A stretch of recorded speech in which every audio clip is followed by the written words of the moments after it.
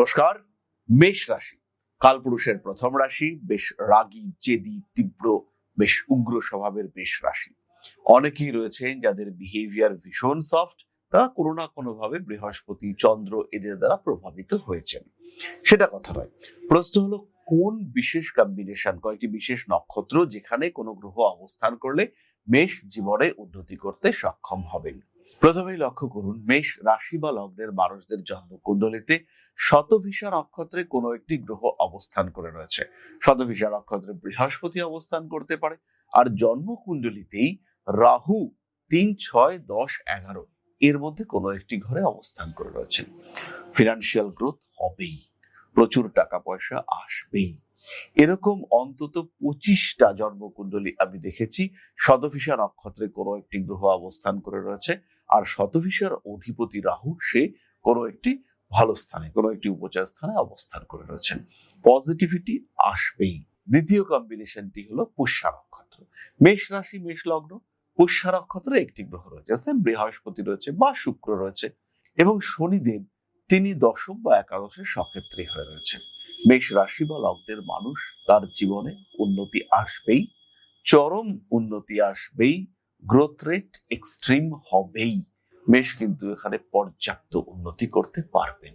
পুষ্যা নক্ষত্র এবং বিশেষ করে তার প্রথম বা দ্বিতীয় চরণে যদি কোনো গ্রহ অবস্থান করে, সেই গ্রহটি মেষ রাশি বা লগ্নের মানুষদের জন্য বিশেষ ফলদাতা রূপে আচরণ করেন, এবং ফিনান্সিয়াল, প্রফেশনাল, সোশ্যাল ডেভেলপমেন্ট এটা খুব স্পষ্ট ভাবে দেখতে পাওয়া যায়। মেষ রাশি, মেষ লগ্নের মানুষ তারা বিভিন্ন বিষয়ের সঙ্গে ভীষণ দ্রুতভাবে ইমোশনালি অ্যাটাচড হয়ে পড়েন যখন পুষ্যা নক্ষত্রে কোনো গ্রহ অবস্থান করে থাকে। পরবর্তী নক্ষত্রটি হলো জ্যেষ্ঠা। অষ্টম ভাবস্থ গ্রহ, অষ্টম ভাবে জ্যেষ্ঠা নক্ষত্রে কোনো গ্রহ যদি অবস্থান করে, সেই গ্রহটি এই জাতক বা জাতিকার জীবনে একটা নিয়ন্ত্রকের ভূমিকা পালন করে। তবে এই নিয়ন্ত্রণ যে খুব পজিটিভ তা কিন্তু নয়। এই নিয়ন্ত্রণের মধ্যে প্রচুর নেগেটিভিটি থাকতে পারে। কোনো একটি বিশেষ ঘটনা, আমরা একটু ভালো করে বলতে পারি, কোনো একটি বিশেষ দুর্ঘটনা জাতক বা জাতিকার জীবনকে অনেকটাই পিছিয়ে দিতে পারে। কোনো একটি বিশেষ ঘটনার কারণে জাতক বা জাতিকা ভীষণভাবে অস্থির হয়ে পড়তে পারে। এমন একটা ঘটনা যাকে কন্ট্রোল করা, যাকে নিয়ন্ত্রণ করা মেষ রাশি বা লগ্নের মানুষদের জন্য অসাধ্য হয়ে পড়ে, কিন্তু তার প্রভাব সাংঘাতিক হয়ে থাকে। সুতরাং আপনার জীবনে উন্নতি বা অবনতি, ডেভেলপমেন্ট বা প্রতিবন্ধকতা, তার সঙ্গে নক্ষত্রের একটা বিরাট সম্পর্ক রয়েছে।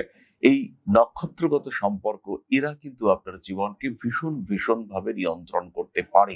মেষ রাশি বা লগ্নের মানুষ তাদের যদি ভরণী নক্ষত্রে একটি গ্রহ অবস্থান করতে দেখতে পাওয়া যায়, ভরণী নক্ষত্রে ধরে নিচ্ছে আমরা শুক্র কিংবা বৃহস্পতি অবস্থান করে রয়েছে, ইনফ্যাক্ট ভরণী নক্ষত্রে যদি রাহুও অবস্থান করে, সেই ক্ষেত্রেও মেষ রাশি বা লগ্নের মানুষ তারা কিন্তু ডেভেলপমেন্ট দেখতে পান।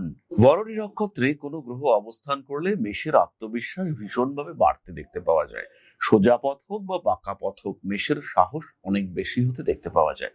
ইনস্ট্যান্টেনিয়াস চেঞ্জ করতে পারেন মেষ রাশি বা লগ্নের মানুষরা।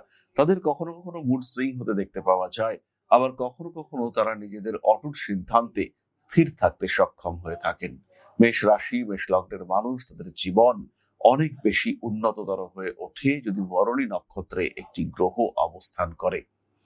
তাদের সিদ্ধান্ত, তাদের প্রতিক্রিয়া, তাদের প্রতিবাদ, তাদের মানসিকতা এবং প্রত্যেকটি সিদ্ধান্তের পজিটিভ রেজাল্ট সেটা মেষকে একটা আলাদা জায়গায় এগিয়ে নিয়ে যায়।